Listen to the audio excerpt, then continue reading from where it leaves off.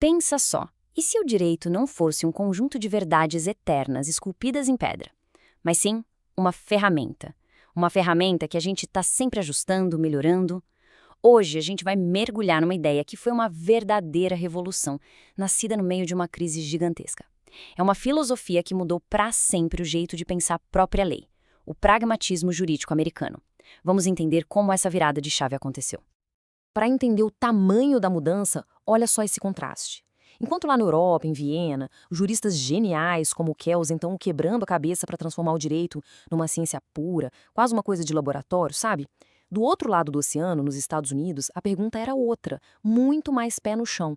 Ok, bonito na teoria, mas isso aqui funciona na vida real? A preocupação não era com a pureza do conceito, mas com o resultado prático. E foi essa diferença de foco que deu início a tudo. Então, para a gente desvendar essa história, nosso caminho vai ser o seguinte. Primeiro, vamos entender os dois mundos bem diferentes que criaram um cenário para essa ideia. Depois a gente mergulha na crise que fez tudo ferver. Vamos ver por que a lei antiga simplesmente não deu conta do recado, até chegar na filosofia do que funciona e na sua grande sacada, a lei como uma ferramenta. E vamos começar pelo começo, né? O ponto-chave aqui é que essa nova filosofia não foi um exercício acadêmico, não nasceu numa sala de aula. Pelo contrário, ela foi uma resposta direta, quase desesperada, a um conjunto de problemas muito específicos que só estavam acontecendo ali, na América daquela época. O solo americano era simplesmente diferente. Era um terreno fértil para esse tipo de ideia. Não existiam séculos e séculos de tradição jurídica super rígida como na Europa. A cultura era de inovação, de botar a mão na massa, de perguntar, tá, mas e aí, funciona? Havia um ideal de democracia muito forte que vivia em constante tensão com uma realidade de muita desigualdade. Tudo isso criou uma atitude muito mais questionadora em relação à lei. Ninguém a via como algo sagrado e intocável. Era o lugar perfeito para o pragmatismo nascer. E se o terreno era fértil, o clima era de tempestade. A gente pode imaginar a América do início do século XX como uma verdadeira panela de pressão. Agora a gente entra no olho do furacão, num período de transformação tão radical, tão caótica, que o sistema jurídico da época, bom, ele simplesmente não sabia o que fazer. Olha só o ritmo dos acontecimentos. Era uma coisa atrás da outra sem dar tempo para respirar. O fim da Primeira Guerra Mundial bagunçou todas as instituições. Aí vieram os anos loucos com um boom industrial que trouxe junto conflitos trabalhistas gigantescos e fraudes financeiras nunca antes vistas. Em 1929, a Grande Depressão, o colapso econômico total que escancarou a falência do sistema. E logo depois o New Deal, uma tentativa desesperada de consertar o país com novas leis. Cada um desses eventos era um teste de estresse para o sistema jurídico, e ele estava sendo reprovado em todos. E os problemas eram muito, muito concretos, não era teoria. O direito dos contratos que funcionava para duas pessoas não servia para uma greve com milhares de operários. As regras de culpa individual não davam conta de acidentes em série numa linha de montagem. A lei simplesmente não tinha ferramentas para lidar com corporações que eram, na prática, mais poderosas que muitos governos. E o pior, a lei nos livros falava de igualdade, mas a vida real era um abismo de desigualdade. O sistema estava de frente com problemas que ele nem sabia nomear. E isso nos leva diretamente ao, digamos, antagonista da nossa história. A teoria que dominava o pensamento jurídico na época e que se mostrou completamente incapaz de lidar com essa nova realidade, o formalismo jurídico. A ideia do formalismo era a seguinte: um juiz deveria ser como uma máquina, um robô. Ele pega os fatos de um caso, procura no sistema a regra exata que se aplica e, pronto, aplica mecanicamente para chegar a uma conclusão. Sem criatividade, sem pensar nas consequências.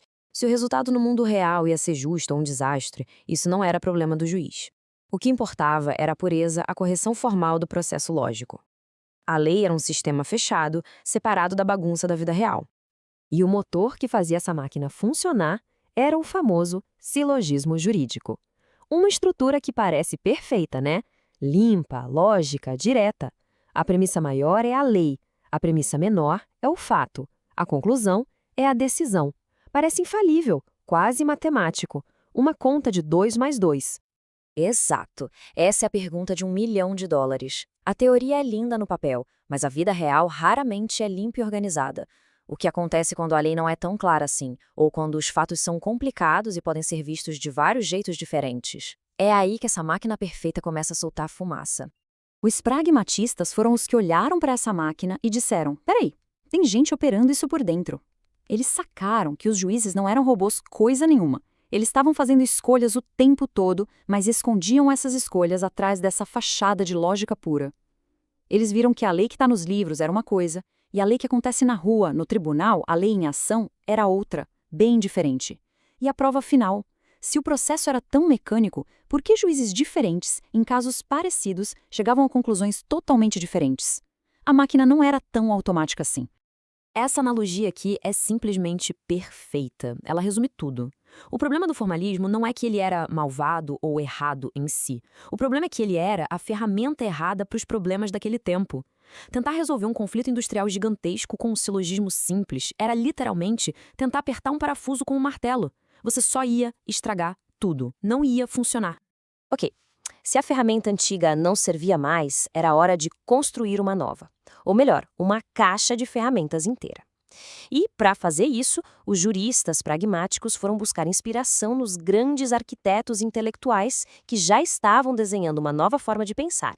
Essa nova caixa de ferramentas foi montada sobre as ideias de 3 pensadores fundamentais. Primeiro, Charles Peirce, que disse algo revolucionário. O significado de qualquer ideia não está na sua definição, mas nas suas consequências práticas. Trazendo isso para o direito, uau! O significado de uma lei não é o que está escrito nela, mas o que ela causa no mundo real.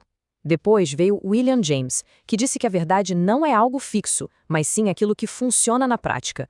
Ou seja, uma lei boa é uma lei que de fato resolve o problema para qual foi criada. E por fim, John Dewey, que via a sociedade e a lei junto como um grande experimento, algo que a gente tem que testar, ver se está funcionando e, se não tiver, ajustar e tentar de novo. Quando a gente junta essas 3 ideias, bum, a gente tem a grande virada de chave, a sacada central que define o pragmatismo jurídico e que mudou o jogo completamente. O legado é esse aqui, preto no branco. A gente para de enxergar a lei como um conjunto de verdades sagradas e imutáveis que um jurista iluminado precisa descobrir e passa a enxergar a lei como o que ela é, uma ferramenta criada por seres humanos para resolver problemas de seres humanos. E como toda ferramenta, ela pode ficar velha, pode não servir mais para um novo tipo de problema, e aí ela precisa e deve ser consertada, ajustada, melhorada. E é óbvio que isso redefine totalmente o que significa ser um juiz. Ele deixa de ser um mero operador de máquina, um técnico passivo, e se torna um participante ativo e com uma responsabilidade enorme no processo democrático. Alguém que não só aplica, mas que molda a lei, sempre pensando nas consequências que sua decisão vai ter no mundo real. E essa é a grande provocação. O pragmatismo força a gente a admitir que o direito nunca é neutro. Toda decisão judicial é uma escolha sobre o tipo de sociedade que a gente está construindo. No fim das contas, a herança mais poderosa do pragmatismo é essa ideia. A lei como um experimento social que nunca acaba. E isso joga uma pergunta de volta para a gente, hoje. Olhando para as nossas leis, para o nosso sistema de justiça, o nosso experimento atual, ele está de fato funcionando? Ele está resolvendo os problemas reais da nossa sociedade? A questão, como sempre, continua em aberto.